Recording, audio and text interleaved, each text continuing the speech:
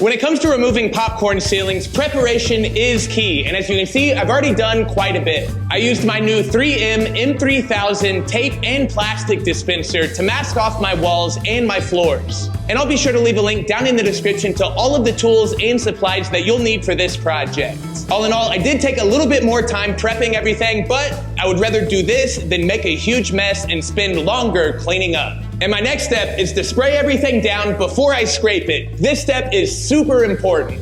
I added a little bit of dish soap and a lot of water to this backpack sprayer, and I used it to wet the ceilings. You want to make sure that these are moist enough that the texture releases from the drywall, but they're not so wet that the drywall underneath gets damaged when you scrape.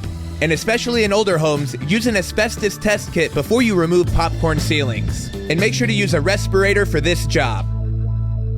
Let's do this. To scrape my ceilings, I'm using my trusty 12-inch or 14-inch drywall knife. I'm looking for the texture to come off in sheets like this. That means that the texture is wet enough. Although I do notice a little bit of dust, so I'm gonna go ahead and wet these one more time. Oh, that's way better. Check that out. So this is exactly what we're looking for. The texture is coming off in sheets and there's really not much dust hanging in the air. This is why soaking the ceilings and letting them set for about 20 minutes before you scrape is so important. As you work, you should find the right angle with your tool, but if you notice you're doing any damage to the paper on the drywall that's underneath that ceiling texture, make sure and wait, let everything dry out, and then scrape it. It's pretty dry here in the Southern California desert, so I had to re-wet my ceiling as I went. If I started to notice that the ceiling texture started to flake off rather than come off in sheets, I would then wet the next section.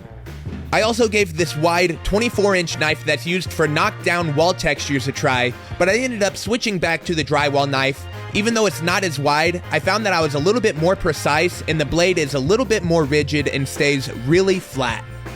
And I know this is random timing, but I want to warn everybody that whenever this texture falls off the ceiling, it's really wet and slippery, so make sure and be careful when you're walking around, especially if you're using a ladder or a step stool. And now we're getting down to our final step of this popcorn ceiling removal, which is taking care of the corners. I got most of it with the drywall knife, but I came back with one of those 9-in-1 or 15-in-1 paint tools to really get into the corners and get them super clean. If you don't have one of these tools already, grab one because they come in handy all the time during paint and drywall projects. And in this shot, you can see why I took the time to lay out the plastic on the floor. Mess clean. What a day. Welcome back, everybody. I've already gone ahead and retarped the floors because we are about to make another mess today. The ceilings look awesome and you can totally leave them like this. You can spot check them with a little bit of joint compound and then sand them, prime them, and paint them. But that is not what we're doing in today's video. Today, I am gonna show you how to skim coat a ceiling. I started by mixing up some of this 90-minute joint compound to a little bit more of a watery consistency than if I was just taping and mudding.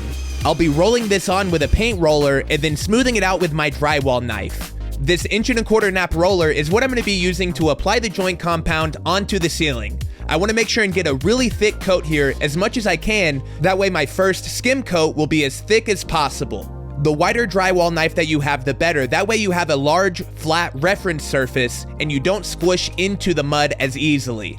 And this is a point in the project where I should remind you all that I am a DIYer like you all. I am not a drywall expert, but I have learned a lot in this process, so I want to share it with you all. I made sure I started with my knife behind the new joint compound with each pass. That way it helped feather and smooth everything out without creating divots. And if you create any gouges or streaks in the wet compound like in this shot, don't worry, we're going to come back and fix that on the second coat. In my experience, this 90-minute joint compound worked nice even though it did start drying on my tools a little bit. I think it would work really well for a small project like a bathroom ceiling or a single wall, but I did switch halfway through to pre-mixed all-purpose joint compound that you need to let cure overnight. I mixed it to the same consistency and applied it the exact same way. The key for this first coat is to be patient and do not strive for perfection. To help prevent low spots, I made sure I overlapped my drywall knife about a third with what I had already made flat with each pass. Oh, and I also scraped my blade clean each time. If I have any small high points, I'm going to sand those down, and if I've got any low spots, we'll fill those in on the next step. So remember, don't be perfect, we're going for gradual improvement here.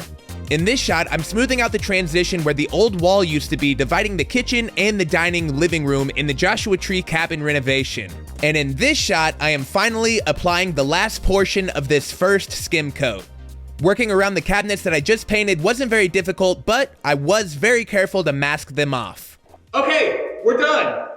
And at this point, you could totally use sandpaper or a sanding net on a pole sander to manually smooth everything out. You just want to take down the high points, not worrying about any divots. But that would be a whole lot of work, and that is why I picked up this drywall sander off of Amazon. It's apparently got built-in dust collection, which even if it's not perfect, is better than nothing, and this really large sanding pad that's really soft. This new tool cost about $100, but it was well worth it. At first, it took me a second to find the best way of controlling it, and I found that a step stool was helpful. But after some time, I got the hang of it, and I was able to keep it really flat on the ceiling. It was definitely an arm and shoulder workout, but so much easier than using a hand pole sander. And make sure and use a high grit sandpaper like 220 grit so you don't dig in. And as you can tell here, I was a little touchy with the trigger in the kitchen where the ceiling already had texture because I wasn't able to build as thick of a skim coat, so I didn't want to dig in.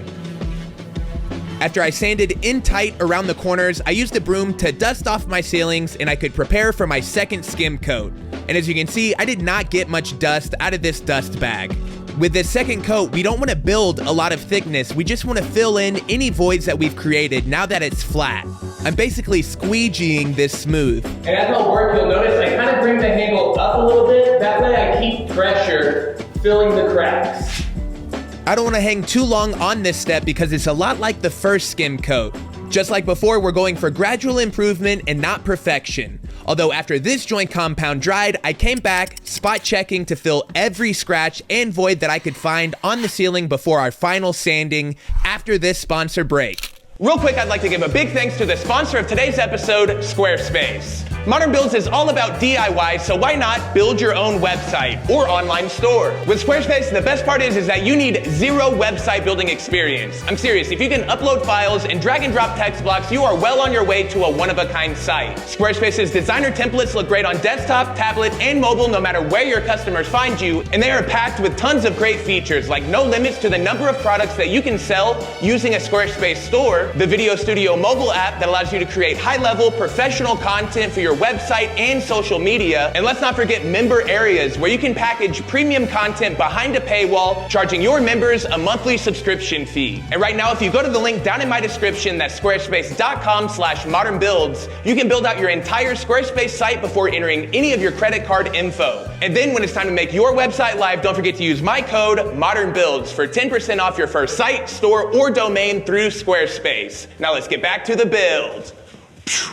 I picked up this 240 grit sanding net, and I think it's gonna work really great. I went ahead and took the dust bag off. I would like to see this hooked up to a shop vac with a dust extractor. I'm gonna grab one next time I'm at the store. Skim coating walls coming soon. This time around, I made sure that the speed on my sander was set pretty low and I did not use much upward pressure. My primary focus every time I sanded was to make sure to keep the sanding pad flat. And I was fortunate that this day I had a good breeze and I was able to open the house up and let all the dust fly.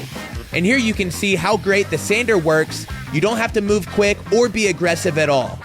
This time I cleaned up the corners with a 220 grit sanding sponge. A random orbit sander would be way too aggressive here. And then I took down all of my tarps. And man, I gotta say, I was very thankful I did all of this prep work. And we are done. Real quick, let's go back to before we scraped these popcorn ceilings. Man, they needed to go. And now let's check out these afters. And there you have it, one super smooth ceiling. I hope you learned something from this project. I know I learned a lot and I am really happy with the results. Of course, I can still find a little chip or a nick here or there, but I'll wait to fix everything until my walls are skim coated too. So the ceilings look great, but I am not stopping there. My next project is to skim coat the walls, so if you want to learn how to skim coat over texture, watch that video. Link will be in the description. As always, make sure and like, comment, and subscribe with that notification bell down below, and we'll see you next time on Modern Builds. Bye!